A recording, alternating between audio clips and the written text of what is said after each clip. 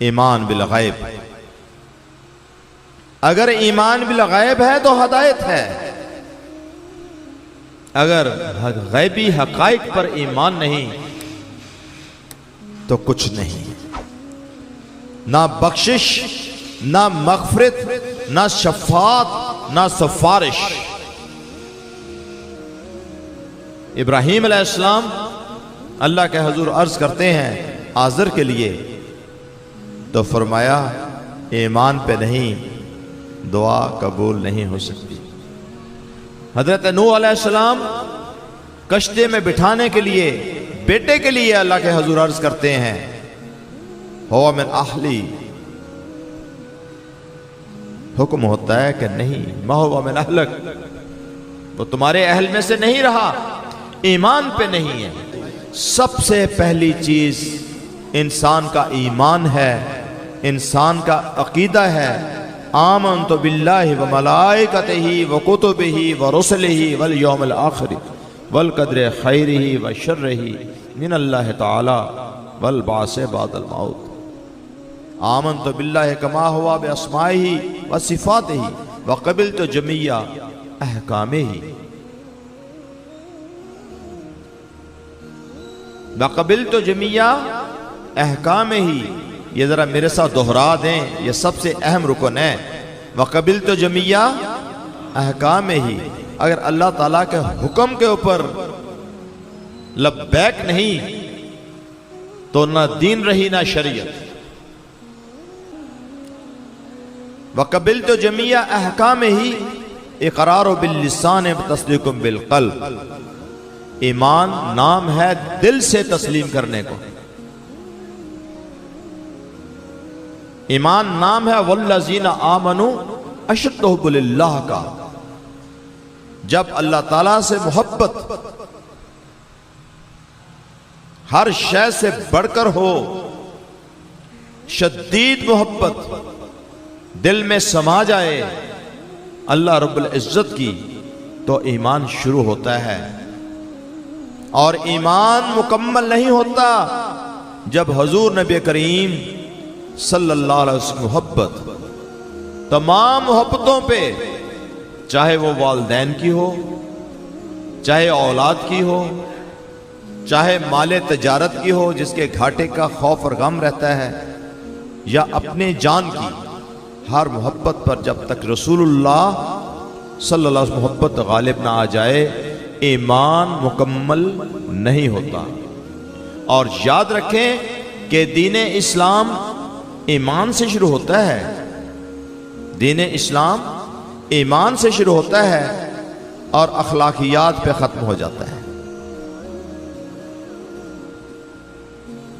عقیدہ اور ایمان سکھایا حضور نبی کریم صلی اللہ علیہ وسلم نے، تمام انبیاء کرام نے. خدائے وحدہ لا شریک کی حقیقت بیان کی ہے تاکہ مسلمانوں آپ کے دلوں میں اللہ رب العزت کی قدر مضبوط ہو جائے، اور اس قدر آپ کو اللہ سے محبت ہو جائے کہ آپ مسلمان کی اس تاریخ پہ پوری اتریں جو قرآن حکیم میں ان الفاظ میں بیان ہوئی. فرمایا رب کریم نے حضرت ابراہیم علیہ السلام کے حوالے سے ان صلاتی و نسکی و محیای و مماتی للہ رب العالمین لا شریک لہ وکذالک امرت وانا اول المسلمین. میری نماز، میرا جینا، میرا مرنا، میری نماز، میری قربانی، جینا اور مرنا سب کس کے لیے ہے؟ اللہ کے لیے. مسلمانی اللہ ہی کا ہو رہنے کا نام ہے. مغالطے کیا ہے؟ مغالطہ پہلا یہ ہے کہ اللہ تبارک و تعالی نے جو ہمیں مثالیں دی ہم ان پہ غور نہیں کرتے. اللہ چاہتا تو سانس کے بغیر زندہ رکھ سکتا تھا، مگر آکسیجن کو لازم قرار دیا تاکہ تمہیں خبر ہو جائے کہ جس طرح دنیا میں جینے کے لیے آکسیجن ضروری ہے ویسے اخروی زندگی کے لیے پہلی چیز ایمان ہے.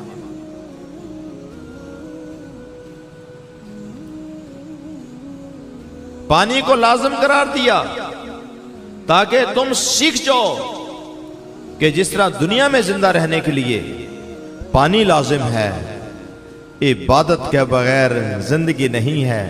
وَمَا خَلَقْتُ الْجِنَّ وَالْإِنسَ إِلَّا لِيَعْبُدُونَ، تمہارا جن و انس مقصد حیات ہی محض اللہ کی عبادت ہے، اور عبادت کی ضرورت رب کو نہیں ہے۔ عبادت کے بغیر تمہارا ایمان، تمہارا یقین محکم میں تبدیل نہیں ہوتا، مکمل نہیں ہوتا، تمہیں اطمینان قلب نصیب نہیں ہو سکتا۔ فَاعْبُدْ رَبَّكَ حَتَّى يَأْتِيَكَ الْيَقِينُ یا ایھا الناس اعبدوا ربکم الذی خلقکم والذین من قبلکم لعلکم تتقون، تمہیں عبادت کے بغیر تقوی نصیب نہیں ہوتا، اللہ کی قربت نصیب نہیں ہوتی،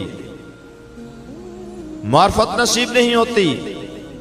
ھدی للمتقین الذین یؤمنون بالغیب، ہدایت نصیب نہیں ہوتی، حقائق کا علم نہیں حاصل ہوتا۔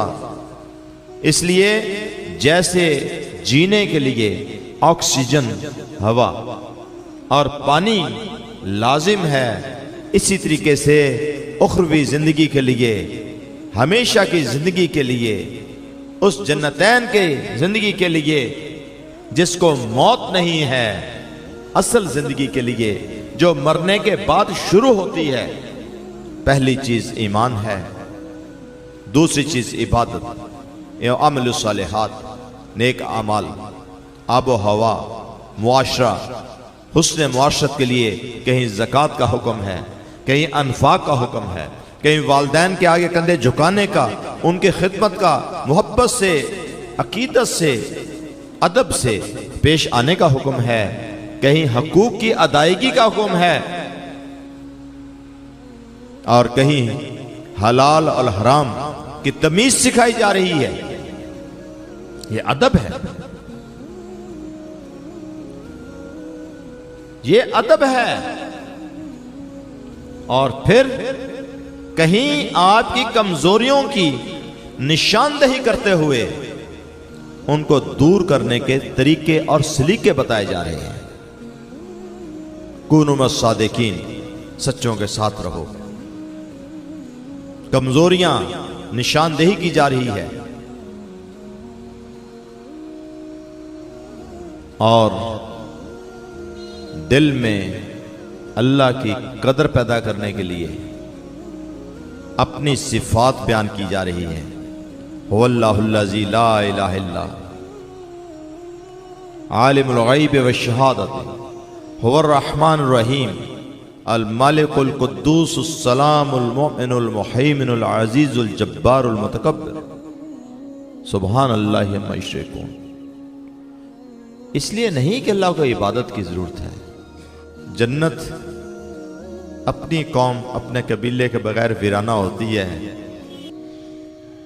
یہ آپ کا حق ہے جو میں ادا کرنے پہنچاؤں، اللہ مجھے توفیق دے دے کہ میں آپ کا حق ادا کر پاؤں، آپ تک اللہ اور اس کے پیارے رسول صلی اللہ علیہ وسلم کا پیغام اس طرح خالص کر کے پہنچا دوں جس طرح دودھ خالص نکلتا ہے، کیونکہ ہمارے پیارے نبی کریم صلی اللہ علیہ وسلم کے اوپر اللہ تعالیٰ کا نور ہدایت اتنا خالص تھا، اتنا اعلیٰ تھا کہ فرمایا وَوَجَدَكَ ضَالًا فَهَدَىٰ، تمہارے ارد گرد سب اندھیرا، ضلالت، خباثت تھی، مگر آپ روشنی تھے۔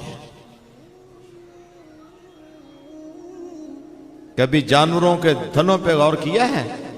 جہاں سے دودھ نکلتا ہے ارد گرد کیا ہوتا ہے؟ خون ہے، گوشت ہے، گوبر ہے، گندگی ہے، لیکن دودھ کتنا خالص نکلتا ہے۔ ہم نے اس طرح خالص ہو کے اپنے رب کی عبادت کرنی ہے، زمانے کو نہیں دیکھنا۔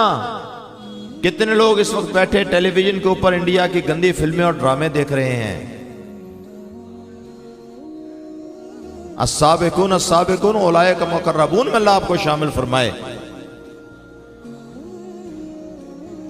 جب آپ خالص اللہ کے ہو جائیں گے تو اللہ آپ کا ہو جائے گا۔ ہم یہاں پتہ کیوں بیٹھے ہیں؟